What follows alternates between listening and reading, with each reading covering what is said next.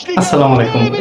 আমার হাসি মুখখানা কেন আপনি বুঝে গেছেন, হয়তো ব্যাকগ্রাউন্ডে আপনি সেই মিউজিক না বলে আপনি কমেন্টেটর আমাদের রিফাত মাসুদ কিংবা নাবিল খান তাদের কমেন্টেটর আপনি শুনতে পাচ্ছেন। সেখানে আপনি কি শুনতে পাচ্ছেন? ফোর্টিস এফসি বাংলাদেশের লিগ পর্বের ৩য় স্থান হয়ে এবার এএফসি এশিয়ান বাছাই পর্ব প্রিলিমিনারি ম্যাচ খেলেছেন এবং এইমাত্র ১-০ গোলে জয় নিয়ে মূল পর্বে বাংলাদেশকে প্রতিনিধিত্ব করার সুযোগ পেয়েছেন। এই ম্যাচটা খেলেছেন কিরগিজস্তানের একটা ক্লাবের সাথে এবং সেই কিরগিজস্তানের ক্লাবটা লাস্ট ৫টা ম্যাচে কোনো ম্যাচ হারেনি এবং লাস্ট ২ ম্যাচ খেলেও তারা সেখানে ৯টা গোল করেছে। অথচ বাংলাদেশের ফোর্টিস এফসি ক্লাবটা সব কিছু আটকে দিয়ে মূল পর্বে জায়গা করে নিল। আমি মূলত ফুটবল নিয়ে কথা বলার জন্য আজ আপনাদের সামনে আসছিলাম, তবে তার আগে এই ম্যাচ শেষ করে নিয়ে এবার আমার সেই কথাতে আসি যে জন্য আমি আজকে ফুটবল নিয়ে কথা বলতে আসছিলাম। সেটা হচ্ছে বাংলাদেশ ফুটবলে কি চলছে, কি ঘটছে সেটা আপনি অনেকেই জানি। রিসেন্টলি বাংলাদেশের ক্রীড়া প্রতিমন্ত্রী তিনি বলেছেন, আমি রিসেন্টলি ঝিনেদা এবং টাঙ্গাইলে খেলা দেখতে গেছিলাম, সেই অনুষ্ঠানে আমি উপস্থিত ছিলাম। সেখানে বাংলাদেশ জাতীয় দলের বেশ কিছু প্লেয়ারকে দেখা গেছে, তাদেরকে কিন্তু আমরা সরকারিভাবে ভাতা প্রদান করে থাকি, তাহলে তারা কেন খ্যাপ খেলতে যাচ্ছেন এই প্রশ্নটা বাফুফের কাছে।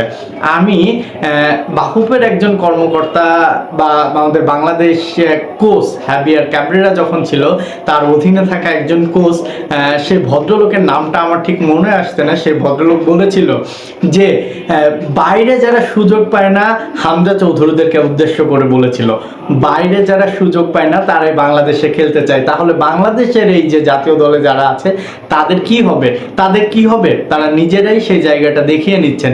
মুরসালিন, রাকিব, ফাহিম, আলামিন তারা খুবই তরুণ, তারা এর মধ্যে আপনি আলামিন এবং মুরসালিনকে দেখুন, তারা তরুণ।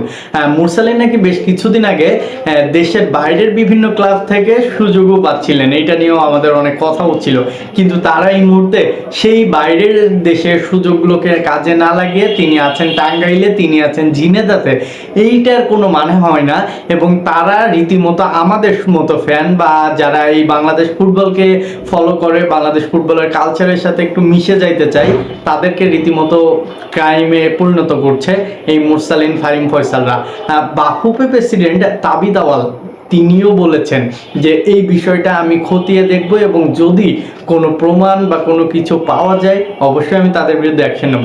এইখানে প্রমাণ পাওয়ার না পাওয়ার কোনো কিছু নাই, কারণ এইখানে ক্রীড়া প্রতিমন্ত্রী তিনি নিজেও বলেছেন এই ব্যাপারটা, তিনি নিজেও দেখেছেন, তিনি নিজেও বাফুফের কাছে জানতে চান। তাহলে আমাদের মতো ফ্যান বা আমাদের মতো সমর্থক যারা আছে তাদের সাথে রীতিমতো কি করা হচ্ছে এটা আপনি একবার ভাবুন। যেখানে আপনি এবারের বিশ্বকাপে কেপে ভার্দেকে দেখেছেন বা কাবু ভার্দে, যেটাই বলি না কেন, বা আপনি যে ফ্রান্স ফুটবলের কথা বলেন, সেখানে বাইরে থেকে প্লেয়ার নিয়ে এসে খেলানো হচ্ছে।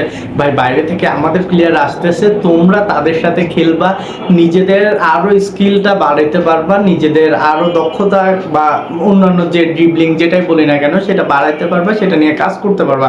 তা না করে ভাই তুমি এখন যাচ্ছ কোথায়? তুমি যাচ্ছ টাঙ্গাইলের ফুটবল খেলতে, তুমি যাচ্ছ কোথায়? তুমি যাচ্ছ ঝিনাইদহে ফুটবল খেলতে।